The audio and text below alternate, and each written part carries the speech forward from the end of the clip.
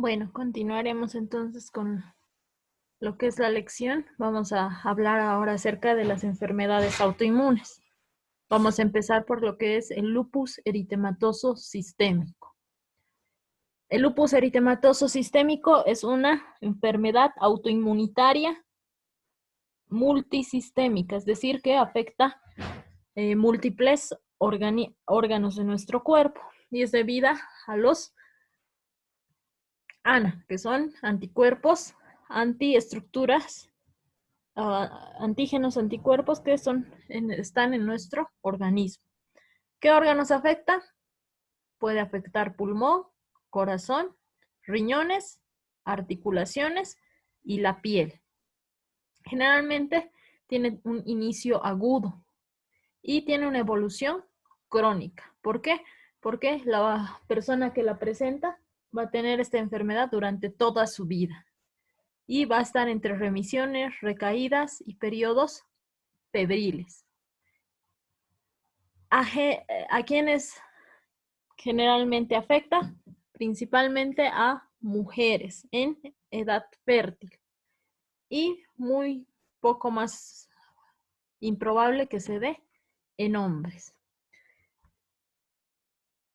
Generalmente es una enfermedad de tipo inmunológico porque algunos autoanticuerpos reconocen componentes nucleares y citoplasmáticos y otros se dirigen a antígenos de la superficie de las células sanguíneas. Esa es la patogenicidad. ¿Y qué son los ANA? Son anticuerpos contra antígenos nucleares, que pueden ser contra DNA, contra lo que envuelve el DNA, que son las histonas, o proteínas, que son las isonas unidas al RNA, y antígenos contra antígenos nucleolares. Por inmunofluorescencia se pueden observar estos distintos tipos de antígeno. Como pueden ver acá, tenemos un tejido en el cual se marcan los antígenos y se puede observar cómo brillan en el microscopio de inmunofluorescencia.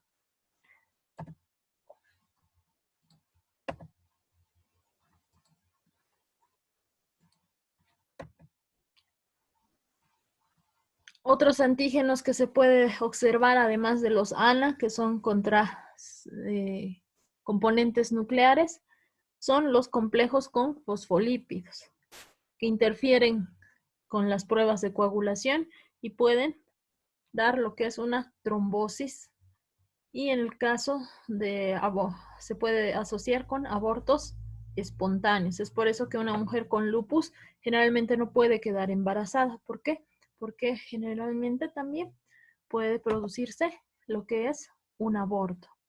Entonces, entre la etiología y la patogenia del lupus eritematoso sistémico tenemos tres factores: genéticos, inmunitarios y ambientales. Entre los genéticos tenemos alteraciones familiares inmunorreguladoras. Generalmente se da en gemelos monocigóticos en el 20% y una herencia por deficiencia del sistema del complemento. Los factores inmunitarios tenemos la eliminación defectuosa de los linfocitos B reactivos, es decir, que generalmente nosotros producimos un grupo de linfocitos que están alterados y que van a reconocer antígenos de nuestro propio cuerpo, por lo que la eliminación de estos linfocitos alterados se da generalmente por las células natural killer, pero esta eliminación de estos linfocitos no se da, por lo tanto van en aumento y aumenta su reproducción y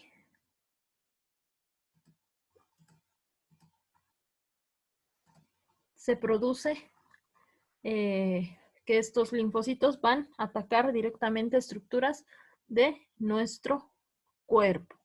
Entre los factores ambientales tenemos la luz ultravioleta, que empeora la enfermedad, ya que induce la apoptosis y la alteración del DNA.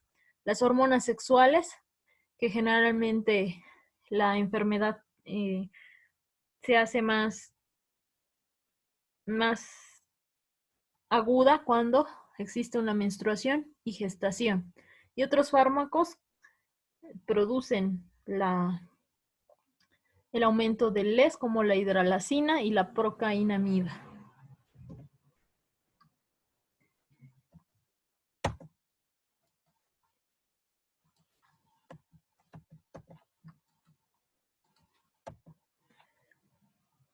El modelo de la patogenia del LES, ustedes tienen el cuadro en sus libros.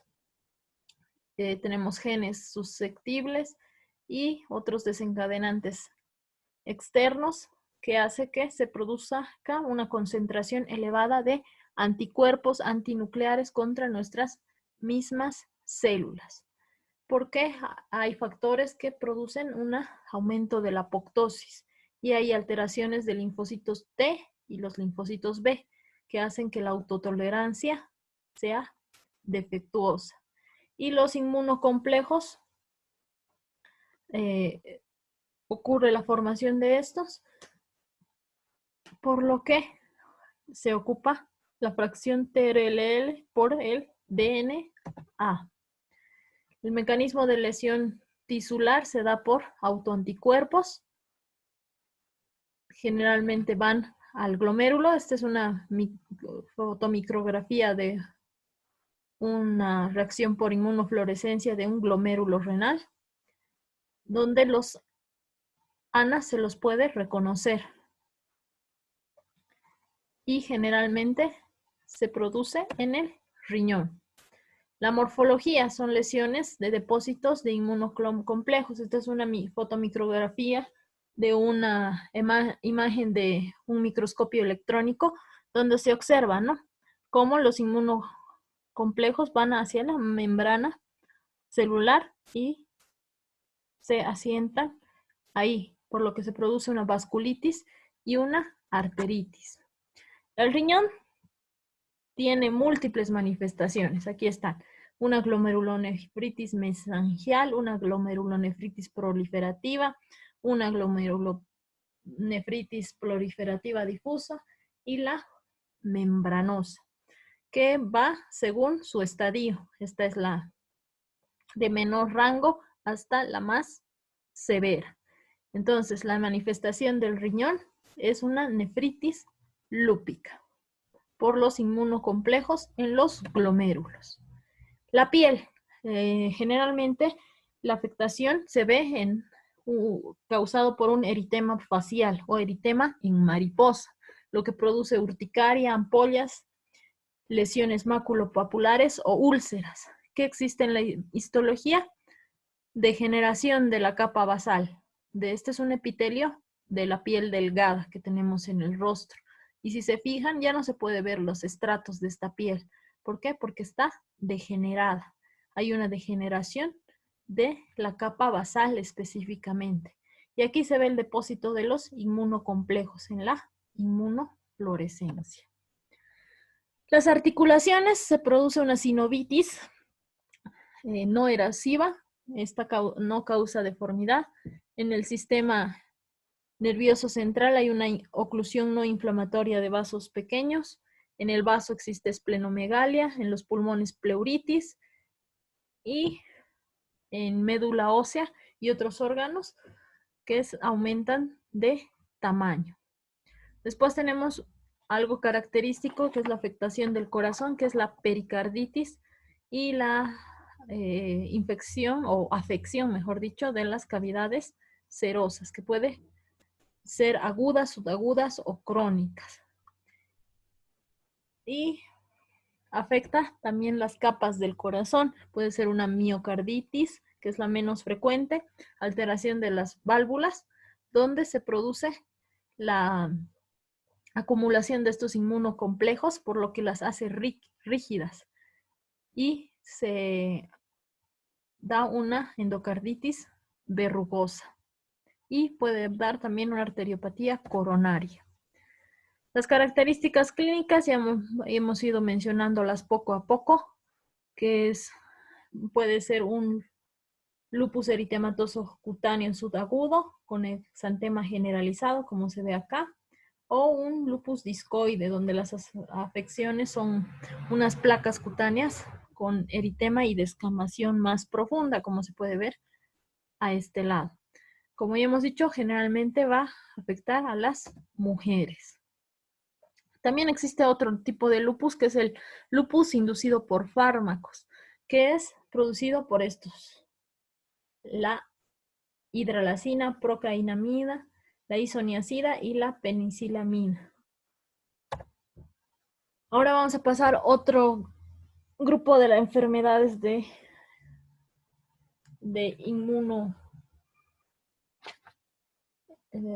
sistema inmunitario, que es la artritis reumatoide.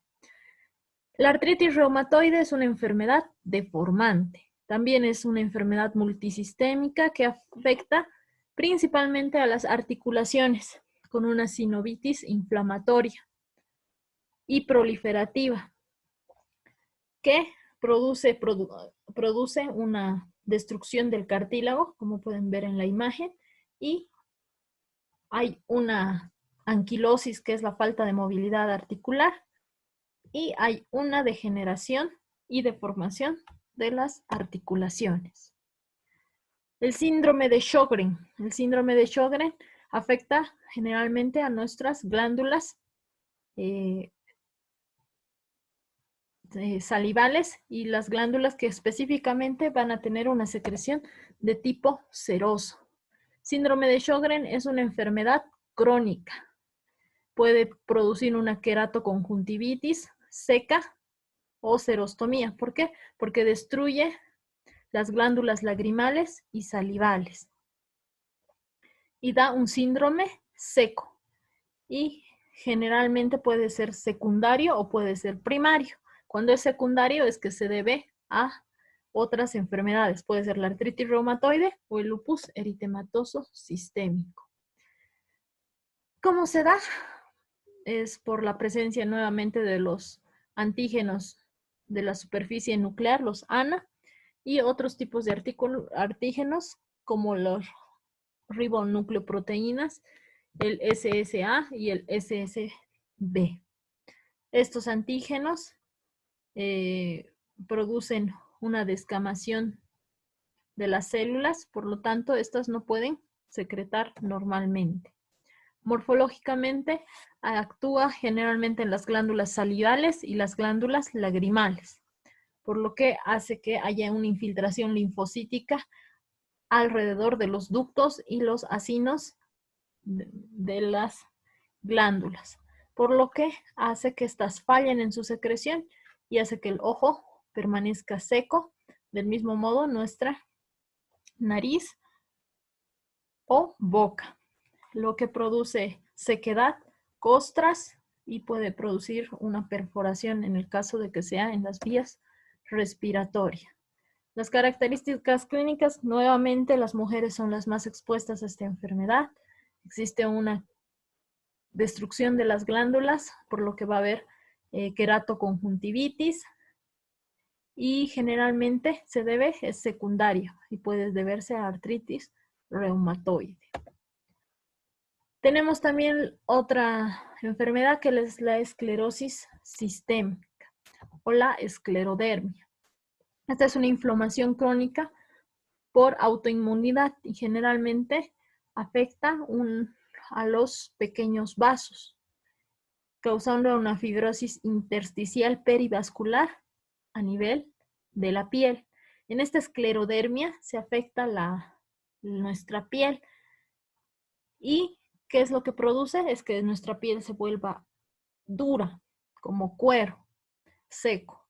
Entonces hay una esclerodermia difusa que también tiene una progresión rápida y afecta a otros órganos al inicio de la enfermedad. Y la esclerodermia limitada, que solamente generalmente puede afectar manos, antebrazos y cara. La etiología es por No se sabe muy bien la etiología, generalmente es una causa desconocida, pero se ha visto que hay respuestas autoinmunes normales de los linfocitos TCD4 que reaccionan y se acumulan a nivel de nuestra piel. También hay anticuerpos antinucleares, hay una lesión vascular de los pequeños vasos, hemos dicho, y una lesión inflamatoria que culmina en lo que es la fibrosis, es decir, nuestra piel se hace rígida. Morfológicamente en la piel es una atrofia de la piel, como pueden ver en la imagen, su piel es completamente seca y está endurecida, por lo tanto el movimiento libre de los dedos no es posible. Hay una fibrosis a nivel de la dermis, por lo que también la piel, que es delgada, generalmente se hace dura y crepitante. Tenemos que también puede afectar distintos órganos, el tubo digestivo, el sistema osteomuscular y el corazón, produciendo los distintos síntomas que se mencionan en la diapositiva. También afecta a los riñones, que es la alteración más significativa, ya que nuestros riñones son necesarios para filtrar nuestra sangre. Por lo tanto, hay un engrosamiento de la íntima y hay una proliferación celular de la íntima. Además que los pulmones también pueden ser afectados. Las características clínicas, tenemos que las personas van a tener cambios cutáneos de engrosamiento. Si afecta a otros sistemas, puede haber el fenómeno de Raynaud, disfagia, afección del intestino delgado o dificultad respiratoria por presencia de fibrosis pulmonar. Fibrosis miocardia, proteinuria por la afectación renal, hipertensión por la misma afectación renal y el síndrome de Cres, que es solamente cuando la enfermedad se limita a la piel de las manos, cara y antebrazos. Después tenemos las miopatías inflamatorias, que es un grupo de enfermedades que afecta a los músculos. Entre estas tenemos la dermatomiositis, la polimiositis y la miositis por cuerpos de inclusión. Generalmente, otra enfermedad que tenemos, la enfermedad mixta del tejido conjuntivo, que es, como su nombre dice, es mixta. Por lo tanto, puede tener manifestaciones de lupus eritematoso, esclerosis y la polimiositis, que ya las hemos ido analizando. El rechazo a trasplantes y órganos es lo que ustedes van a hablar dentro de un momento. Nosotros vamos a seguir con lo que es las inmunodeficiencias.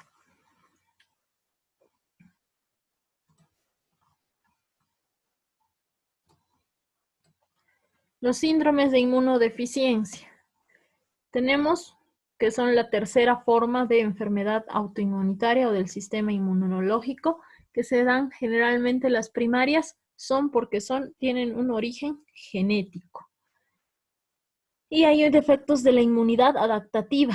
Con frecuencia se clasifican según el componente afectado y se inicia en el periodo de la lactancia o posterior a este, ya que al principio de nuestra vida nosotros estamos protegidos por las inmunoglobulinas que nuestra madre nos da, ya sea por la placenta o por la leche materna. Se da por alteraciones a nivel de la médula ósea y se afecta en distintos tipos. Por ejemplo, eso lo tienen en su libro, la deficiencia de anticuerpos, la gamma-globulinemia ligada al cromosoma X, y aquí tienen los lugares donde se afecta la producción de lo que son los anticuerpos. Tenemos la gamma-globulinemia ligada al cromosoma X o gamma-globulinemia de Bruton, que es la más frecuente de las inmunodeficiencias y se caracteriza por la ausencia de maduración de los precursores de los linfocitos B. Por lo tanto, los linfocitos B, si no existen, no va a haber lo que es los anticuerpos y se evidencia aproximadamente a los 6 meses cuando se produce la depleción de las inmunoglobulinas maternas. Bueno, estas personas van a tener una disminución marcada de los linfocitos B en la circulación, con disminución de la concentración sérica de las inmunoglobulinas. No hay presencia de células plasmáticas en todo el cuerpo y las reacciones son generalmente mediadas por los linfocitos T. Después tenemos la inmunodeficiencia variable común, que se da en todos los pacientes con una hipogamaglobulinemia, que generalmente se afecta a todas las clases de anticuerpos, aunque en ocasiones solamente afecta la inmunoglobulina G. La deficiencia aislada de inmunoglobulina de tipo A es una enfermedad frecuente en los Estados Unidos y se da porque la persona tiene concentraciones muy bajas de inmunoglobulina A. ¿Dónde específicamente se da la inmunoglobulina A? Es en la secreción corporal. Puede ser en nuestras lágrimas, pueden ser en nuestra saliva o puede ser a nivel de nuestros órganos, como el intestino o la secreción vaginal, en el caso de la mujer. En esta puede ser adquirida y asociada a otras entidades como la toxoplasmosis, la parotiditis o alguna otra infección vírica. Después tenemos el síndrome de DiGeorge, que es una hipoplasia tímica, que es la ausencia de los linfocitos D. ¿Dónde se producen los linfocitos D al principio de nuestra vida? Pues a nivel de lo que es el timo. ¿Por qué? Porque este es el órgano madre de los linfocitos T. Después tenemos una inmunodeficiencia combinada que representa una constelación de síndromes diferentes que se dan por alteraciones genéticas. Y además hay otras enfermedades que no las vamos a analizar porque no son relevantes. Esas son las más relevantes. Tenemos esta inmunodeficiencia con trombocitopenia y eczema, que es el síndrome de Wiskott-Aldrich, que es una enfermedad de tipo recesivo ligada al cromosoma X, que se caracteriza por una trombocitopenia y el edema, lo que produce una vulnerabilidad a infecciones de repetición. También tenemos deficiencias en el sistema del complemento. Hemos visto en la inflamación y que en procesos de hipersensibilidad el complemento es lo que necesitamos más para la destrucción de las diferentes bacterias. Después tenemos las inmunodeficiencias secundarias. La inmunodeficiencia secundaria, les voy a mandar un artículo para que ustedes puedan leerlo y puedan entenderlo más. La enfermedad característica de la inmunodeficiencia secundaria es la infección por el virus del VIH. Así que esa es la enfermedad más importante. El síndrome de la inmunodeficiencia adquirida o SIDA, pero no vamos a avanzarlo esto, vamos a hacerlo mediante una dinámica de artículos científicos. Bueno, pasemos a lo que les corresponde a ustedes, que son el desarrollo de la respuesta a un trasplante.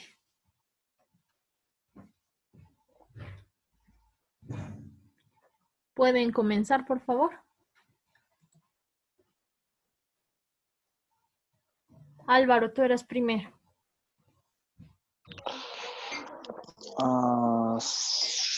Sí, doctora. Eso era lo que me ha tocado, es antígenos de inmunocompatibilidad clase 1. En el libro no he podido encontrar fácil eso, pero se refiere a lo que he estado averiguando, leyendo, se refiere a la asociación de, o sea, de, ¿qué se llama? De HLA, una enfermedad doctora. Eso quería preguntarles, que no he estado muy seguro. Ya, los antígenos HLA son específicos de cada ser humano. Cada ser humano tenemos diferentes HLA, por eso hay distintos tipos y clasificación diferente de estos. Está en su libro, no. Sí, eso quería preguntarles, estoy una correcto porque he encontrado después otras cosas más y ya me he hecho confuso porque me he hecho antígenos de inmunocompatibilidad clase 1 y no he encontrado como tal en subtítulos, es que tenía que leer harto. Estoy bien entonces en eso, doctor, eso sí le puedo explicar, si es eso, entonces sí lo puedes explicar, si no fuera eso creo que no. Ya, solamente al referirnos de antígenos de histocompatibilidad nos referimos a un tipo, que son los propios que tenemos cada persona. Pero tú dinos más o menos a qué se refiere, más ampliamente. Ah, ya. Bueno, bueno, entonces los HLA son un tipo de antígenos leucocitarios. Entonces, que estos se van a encargar de vigilar todo tipo de autoinmunidad en el cuerpo de los organismos. Su función principal consiste en reconocer péptidos y presentarlos en la superficie de las células presentadoras de antígenos. Entonces, estos pueden ser como los macrófagos, células T, o sea, como los macrófagos, para que las células T los examinen y se establezca una distinción entre los antígenos propios y los extraños. Entonces, en un trasplante más o menos también se va, yo creo que se refiere a eso, que vas a reconocer el tipo de antígeno que lleva de, que, o receptores que tienen las células T. Eh, también, ¿qué más? A ver, aquí.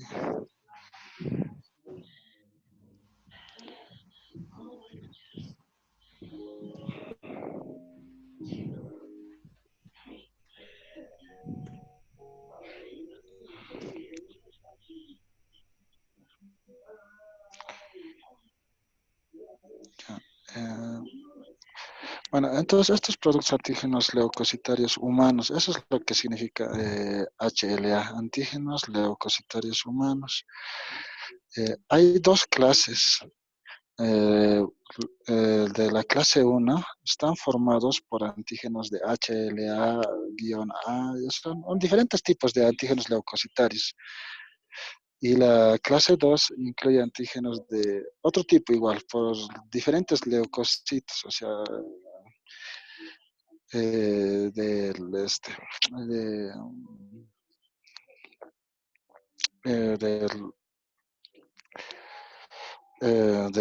de leucocitos. Es lo que he averiguado, doctora, es más allá, no lo puedo entender muy bien.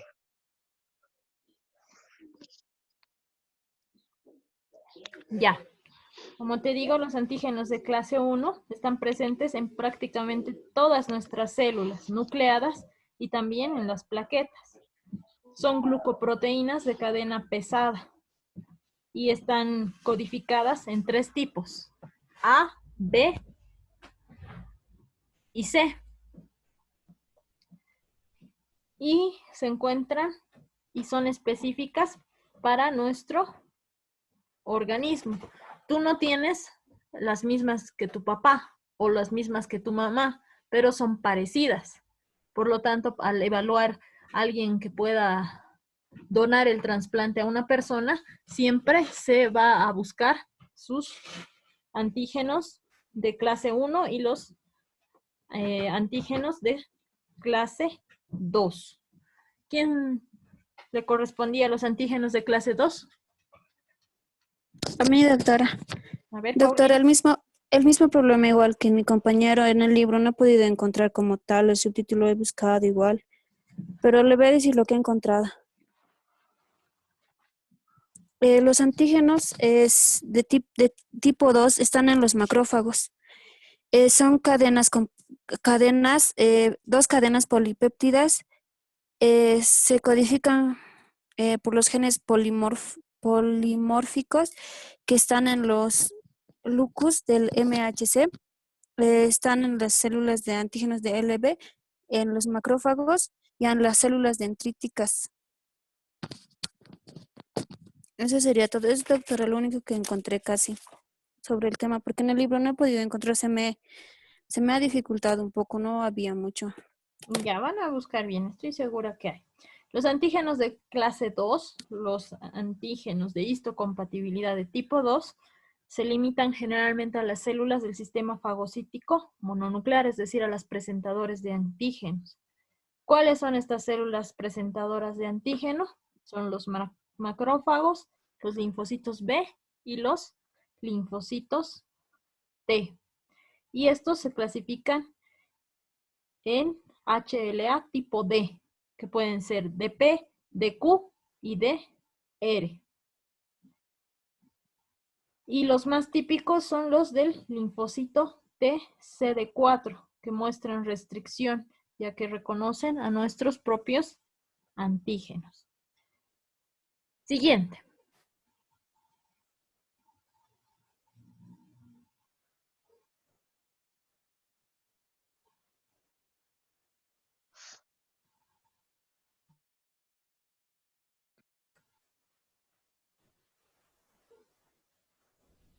Doctora, ¿sigue el rechazo hiperagudo, eso? ¿Agudo?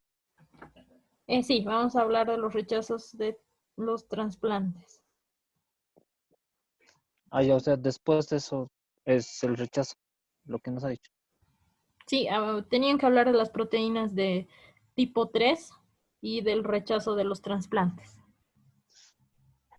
Ah, sí, creo que eso es de Noel. Doctora, a mí me toca, ¿no? Ya, Noelia, entonces, hazlo. Ya.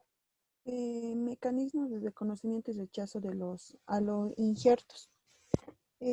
Aloinjertos se le dice a los intercambios a los injertos de intercambios, de intercambiados entre sujetos de la misma especie. Y xenoinjertos a los que son de distinta especie. El rechazo es un proceso en que los linfocitos T y los anticuerpos producidos contra antígenos del injerto reaccionan contra los injertos tisulares y los destruyen. En, en reconocimiento de aloinjertos de injerto, actúan por los linfocitos T y B. Las principales diferencias de antígeno entre un donante y un receptor que dan lugar al rechazo de los trasplantes son las diferencias entre los halógenos de HLA. Tras el trasplante de linfocitos T del receptor, se conocen los antígenos del donante en el injerto. Los antígenos halógenos o haloantígenos se dan por dos vías, llamadas vía directa e indirecta. Por la vía directa, en la vía directa, los linfocitos del receptor del trasplante reconocen las moléculas halógenas del donante de CPH. En la superficie de las APS en el injerto, se cree que las células dendritas transportadas en los órganos del donante son las APS más importantes para el inicio de la respuesta contra el injerto, porque no solo expresan cantidades altas de moléculas de clase 1 y 2 del CPH, sino que también contienen moléculas coestimuladoras. En la vía indirecta es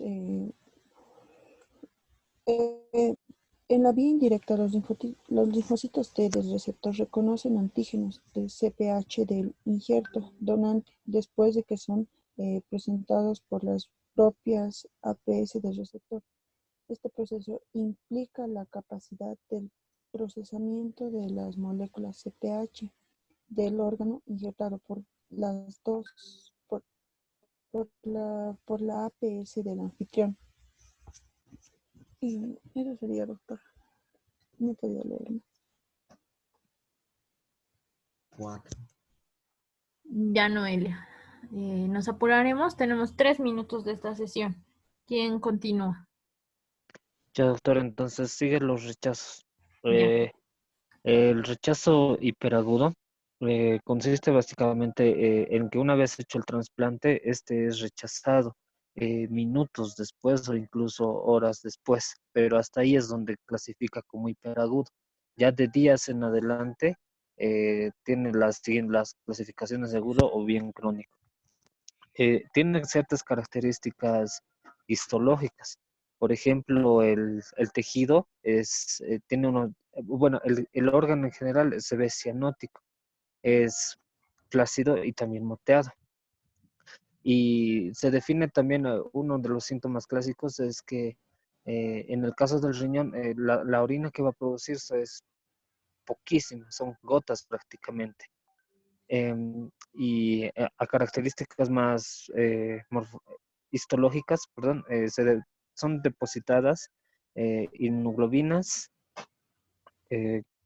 y complementos también que existen en la pared vascular, y eso es lo que produce la lesión endotelial. Eso es lo que he encontrado, doctor. Otra característica es que se acumulan neutrófilos de una manera rápida en las arteriolas, en los glomérulos y también en los capilares peritubulares.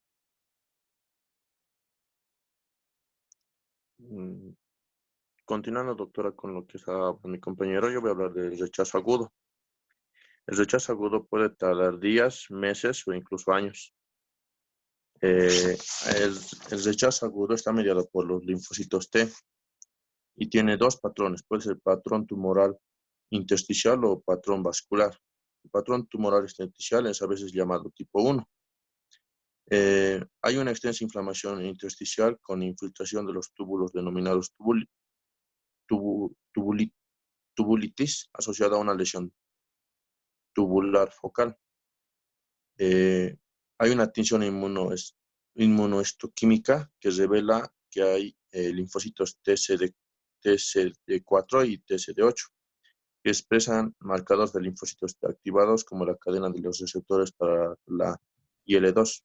Ahora, el patrón vascular es cuando hay una inflamación de los vasos, endotelitis tipo 2, a veces con necrosis en las paredes vasculares, y los vasos afectados tienen las células endoteliales tumefactas y en algunos lugares puede visualizarse linfocitos entre endotelio y la pared vascular.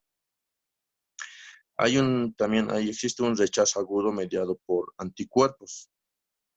Esto se manifiesta principalmente por un daño a los glomérulos y los vasos sanguíneos pequeños. Eso sería, doctor. Yo voy Ya, a continuar Estefan. con el rechazo crónico. Sí. Este aparece de forma lenta, sin que haya habido un rechazo agudo previo. Son afectados